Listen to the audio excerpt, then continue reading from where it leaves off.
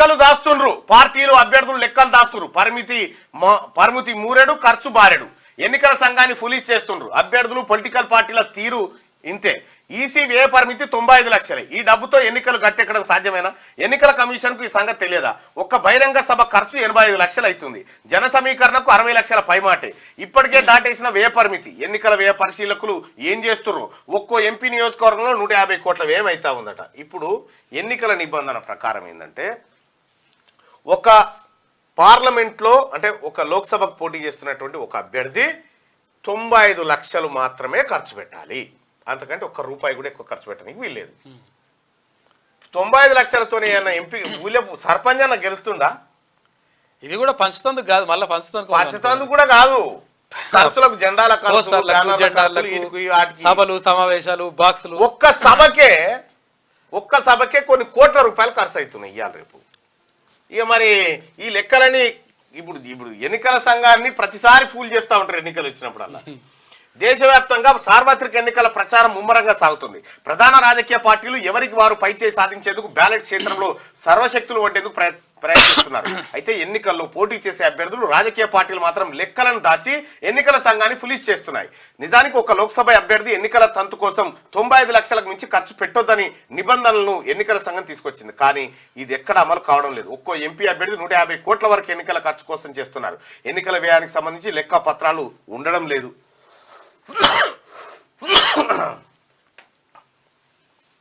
అభ్యర్థులు ఏదో నామకే బాస్గా ఖర్చుల లెక్కలు చూపడం, వాటిని ఎన్నికల వ్యయ పరిశీలకులు తమ లెక్కల్లో జమ చేసుకోవడం పరిపాటిగా మారింది.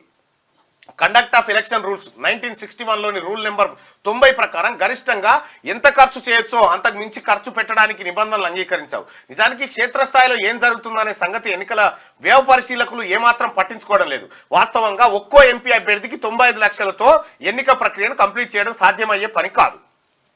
ఈ సంగతి ఎన్నికల సంఘానికి తెలియంది కాదు. అయినా 95 లక్షల నిబంధనలు ఎవరి కోసం పెట్టారు, ఎవరిని మభ్యపెట్టే ప్రయత్నమో మరి ఈసీకే తెలియాలి. అభ్యర్థులను ఎన్నికల సంఘం మూరెడు ఖర్చు చేయాలని చెప్తే అభ్యర్థులు రాజకీయ పార్టీలు 150 కోట్ల వరకు ఖర్చు చేస్తూ ఉన్నారు. వాస్తవానికి అభ్యర్థుల ఖర్చుల లెక్క ఎలా ఉండాలంటే, ఎన్నికల్లో పోటీ చేసేటోళ్ళు రాజకీయ పార్టీలు అభ్యర్థులు ఎన్నికల కమిషన్కు తమ ఖర్చుల లెక్కలు చూపించినప్పుడు తమకు నచ్చినంత ధరలు వేసుకునే వీల్లేదు. అంటే అసలు ధర కంటే బాగా తక్కువ ధరలకు రసీదులు ఇచ్చి తక్కువ ఖర్చు చేసినట్టు చూపించడానికి వీలు లేకుండా కనీస ధరలు ఎంత అనేది కమిషన్ ప్రతిపాదించింది. దాని ప్రకారం ఎలక్షన్లో ప్రచారానికి వాడే వాహనాలకు అద్దెలు, ఫంక్షన్ హాలు, ఆహారం వంటి వాటి అనేక వస్తువులు సేవల వినియోగానికి కమిషన్ ఫుడ్ అప్రూవ్ చేసిన ధరల కంటే తక్కువ చూపించడానికి వీల్లేదు. వాళ్ళు రేట్ ఫిక్స్ చేసి ఎంత ఉండాలో లెక్క. ఈసీ అప్రూవ్డ్ ధరలు ఇవి.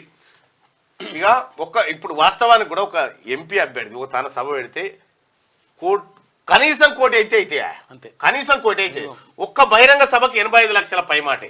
తెలంగాణలో 17 లోక్సభ స్థానాలకు ప్రధాన పార్టీలైన కాంగ్రెస్, బీజేపీ, బీఆర్ఎస్ మధ్య గట్టి పోటీ నడుస్తుంది. అయితే ఇప్పటికే ఈ 3 పార్టీలు 17 నియోజకవర్గాల్లో బహిరంగ సభలు నిర్వహించేందుకు ప్లాన్ చేశారు. కొన్ని నియోజకవర్గాల్లో ఇప్పటికే బహిరంగ సభలను కంప్లీట్ చేశారు. అయితే వాస్తవంగా ఒక్కో బహిరంగ సభను నిర్వహించేందుకు 85 లక్షలకు పైగా ఖర్చు అవుతుంది.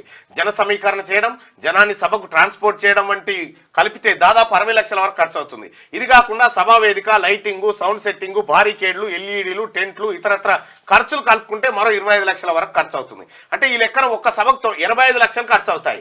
ఈసీ పెట్టిన 95 లక్షల పరిమితిలో ఒక్క సభకే 85 లక్షలు పోయాయి. ఇక మిగిలిన ప్రచారం అభ్యర్థులు ఎలా చేస్తున్నట్టు ప్రచార రథాలు, ఎన్నికల వెహికల్స్, పోస్టర్లు, ప్రచార మాధ్యమాల్లో ప్రకటనలు, నమూనా బ్యాలెట్లు, రోజువారీ ప్రచార ఖర్చులు, రోడ్డు షోలు, కార్నర్ మీటింగ్లు, ప్రచారానికి వచ్చిన కార్యకర్తలకు భోజన వసతి, వాటర్ ప్యాకెట్, ఇతరత్ర ఖర్చులు ఎలా సాధ్యమవుతున్నాయి? నిబంధనల ప్రకారం పరిమితికి మించి ఎన్నికల కోసం ఖర్చు చేసిన అభ్యర్థులను అనర్హులుగా ప్రకటించాలి. మరి ఇప్పటి వరకు ఎంతమంది అభ్యర్థులపై ఈ నిబంధన వేటు పడింది? అలాంటప్పుడు ఈ నిబంధన దేనికోసం? ఎన్నికల సంఘం తీసుకొచ్చిన గైడ్ లైన్స్ అమలు చేయలేనప్పుడు పెట్టడం దేనికనే ప్రశ్నలు సామాన్యుల నుంచి ఉత్పన్నమవుతున్నాయి. మొదటి పార్లమెంట్, ఫస్ట్ పార్లమెంట్ 1952లో జరిగినటువంటి పార్లమెంట్ ఎన్నికల్లో స్వాతంత్రం అనంతరం ఎంత అంటే ఒక అభ్యర్థి 25,000 ఖర్చు పెట్టాలని నిబంధన. స్వాతంత్ర అనంతరం కేవలం 25,000తో ప్రారంభమైన లోక్సభ ఎన్నికల ఖర్చు అంచెలంచెలుగా ప్రస్తుతం 95 లక్షలకు చేరింది. మొట్టమొదటి పార్లమెంట్ ఎన్నికల్లో ఒక్కో అభ్యర్థి 25,000 మాత్రమే ఖర్చు చేయాలని ఎన్నికల సంఘం నిబంధనలు తీసుకొచ్చింది. 1971 ఎన్నికల్లో దాన్ని 35,000కు పెంచారు. 1980 ఎన్నికల్లో 1,00,000, 84లో 1,50,000 చేశారు. ఆ సమయంలో కొన్ని రాష్ట్రాల్లో 1.30 లక్షలకు పరిమితం చేశారు. కేంద్రపాలిత ప్రాంతాల్లో 50,000కు ఎన్నికల వ్యయాన్ని పరిమితం చేశారు. అనంతరం 1991లో 91 ఎన్నికల వరకు ఒక్కో అభ్యర్థి ఎన్నికల వ్యయం 1,50,000 గానే ఉంది. కానీ 96 ఎన్నికల్లో 4.5 లక్షలు, 98లో 15 లక్షలు, 2004లో 25 లక్షలు, 2014లో 70 లక్షలు, ప్రస్తుతం 95 లక్షలకు పెరిగింది. ఇట్లా ఎంత ఖర్చు చేసినామో చెప్పాల్సిందే, లేకుంటే వాళ్ళ పోస్ట్ పోయే అవకాశం ఉంది. నామినేషన్ వేసినప్పటి నుంచి ఫలితాలు వెల్లడైన రోజు వరకు ఎన్నికల ప్రచారానికి సంబంధించిన ఖర్చు లెక్కలంతా చెప్పాల్సి ఉంటుంది. ప్రజా ప్రాతినిధ్య చట్టంలోని సెక్షన్ 77 ప్రకారం అభ్యర్థి కానీ ఆయన ఎలక్షన్ ఏజెంట్ కానీ ఈ ఖర్చుకు సంబంధించిన అకౌంట్ నిర్వహించాలి. ఎన్నికల ఫలితాలు ప్రకటించిన రోజు నుంచి 75 రోజుల్లోగా పోటీ చేసిన ప్రతి అభ్యర్థి తమ అకౌంట్ అంతా అధికారులకు సమర్పించాలి. అభ్యర్థి పోటీ చేసిన నియోజకవర్గం ఏ జిల్లా పరిధిలోకి వస్తుందో ఆ జిల్లా ఎన్నికల అధికారికి ఈ వివరాలన్నీ సమర్పించాలి. ఫలితాల తర్వాత నిర్ణీత గడువులోగా ఎన్నికల ఖర్చుల లెక్కలు చూపించకపోతే శిక్ష ఉంటుంది. అభ్యర్థులు సకాలంలో ఖర్చులు లెక్కలు చూపించినప్పుడు దానికి ఆ అభ్యర్థి చెప్పిన కారణాలతో ఎన్నికల కమిషన్ సంతృప్తి చెందనప్పుడు ప్రజా ప్రాతినిధ్య చట్టంలోని సెక్షన్ 10A ప్రకారం డిస్క్వాలిఫై చేయొచ్చు. ఇంత క్లియర్గా ఉంది చూడండి. అయితే ఇక మనోళ్ళు ఓ తన సమోసా కొనుక్కొస్తారు. సమోసా ఎన్నికల సంఘం సమోసా ఎంత తెచ్చిన 10 పైసలు ఇచ్చిన 10 పైసలకు సమోసా అంటే కుదరదు. 10 రూపాయల సమోసా ఏదేది కొన్నావు ఎంత కొన్నావు దాని ధర ఎంత ఉంటుంది అనేది ఫిక్స్ చేసింది. ఏంది అంటే రాజకీయ పార్టీలు కానీ అభ్యర్థులు కానీ ప్రచారంలో బస్సు ఉపయోగిస్తే బస్సు ధర ఎంత రోజుకు 6,000 రూపాయలని పెట్టింది. 6,000 రూపాయలకు బస్సు అద్దెకి వస్తుంది, కారే వస్తలేదు నిన్న ఇవాళ మినిమం అన్నట్టుగా. మినీ బస్ అయితే రోజుకు 3,500, ఇన్నోవా వంటి పెద్ద కార్లు అయితే 4,000, ట్రాక్టర్ అయితే డీజిల్ డ్రైవర్ ఖర్చు అన్ని కలిపి రోజుకు 1,000 రూపాయల ఖర్చు అట.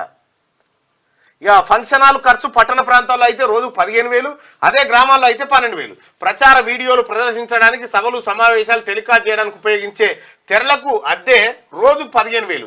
డ్రోన్ కెమెరాలు ఉపయోగిస్తే రోజుకు ఒక్కో డ్రోన్ కెమెరా కనీసం 5,000 ఖర్చు చూపించాలి.